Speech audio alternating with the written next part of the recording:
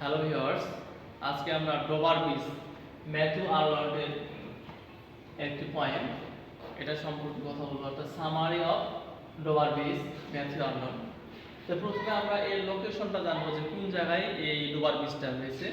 এটা হচ্ছে ইংল্যান্ড এবং ফ্রান্সের নৌবহরের একটা জায়গা।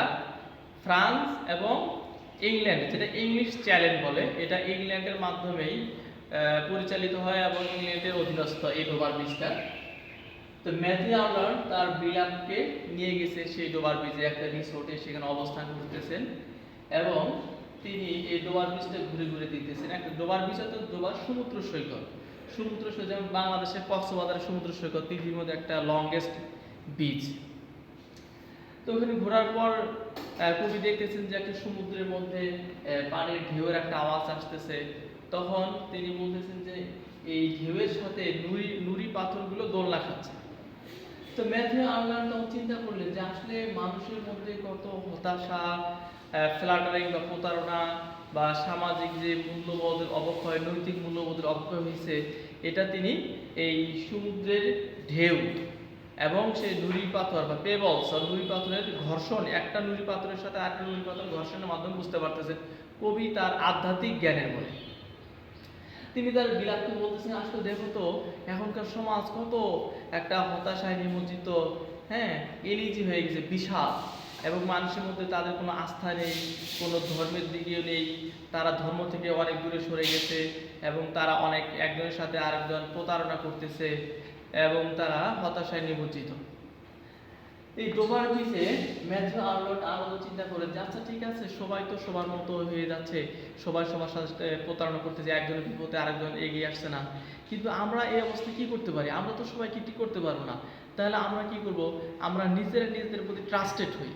নিজেরা নিজেদের প্রতি ট্রাস্টেড হলে আমরা একে অপরের সাথে প্রতারণা করব না এবং আমরা ফ্লার্টিং এর মধ্যে নির্বাচিত হব না। ঠিক আছে?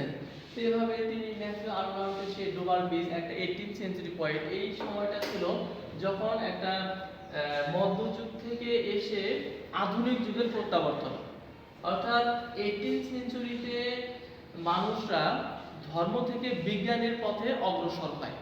ধর্ম কি? ধর্ম একটা ফেথ, জাস্ট ফেথ। এটা হচ্ছে তাদের একটা ধর্মীয় বিশ্বাস, একজন আরেকজনের প্রতি আস্থা রাখে, বিশ্বাস করা, না দেখে কোনো কিছু বিশ্বাস করে, সেই ফেথটাই হচ্ছে রিলিজিয়াস।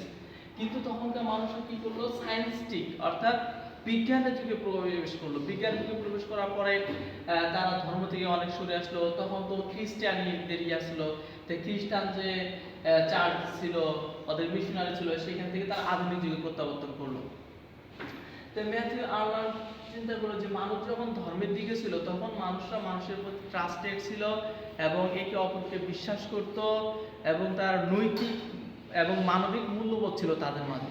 কিন্তু বিজ্ঞানের যুগে আসার ফলে কি হয়েছে? মানুষ একজন আরেকজনকে বিশ্বাস করতেছে না, একজন আরেকজনকে প্রতারণা করতেছে এবং তারা নিজেদেরকে ধোঁকায় ফেলতেছে। তো ম্যাথু আর্লন্ড তিনি আরো এই সমুদ্র সৈকতে এই ডোবার বিচে অনেক কিছু পরিকল্পনা করলেন যে আসলে এখন ফেথটা মানে সায়েন্সটিক যে ল্যাব আছে, সায়েন্সটিক ল্যাব ফেথ কিন্তু হেরে যায়, অর্থাৎ ধর্ম বিশ্বাসটা সেখানে বাস্তবিক তারা প্রমাণ দিতে পারে না, যার জন্য বিজ্ঞান সেটাকে অ্যাকসেপ্ট করতে পারে না।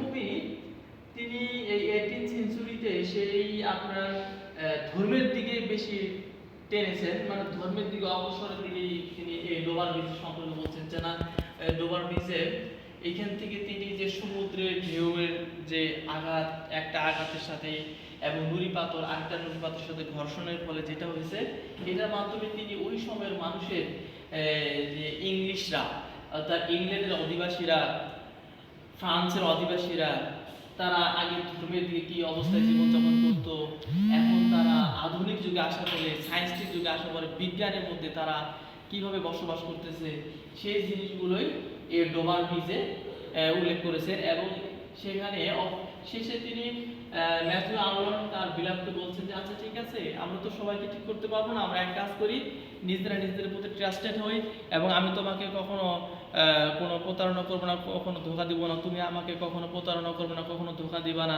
তাহলে আমরা যদি ঠিক থাকি তাহলে অনেকেই আমাদের দেখা দেখি ঠিক হয়ে যাবে, যেটাকে বলে to the pure all things are pure. নিজে ভালো তো জগৎ ভালো। Okay, thank you viewers, thank you.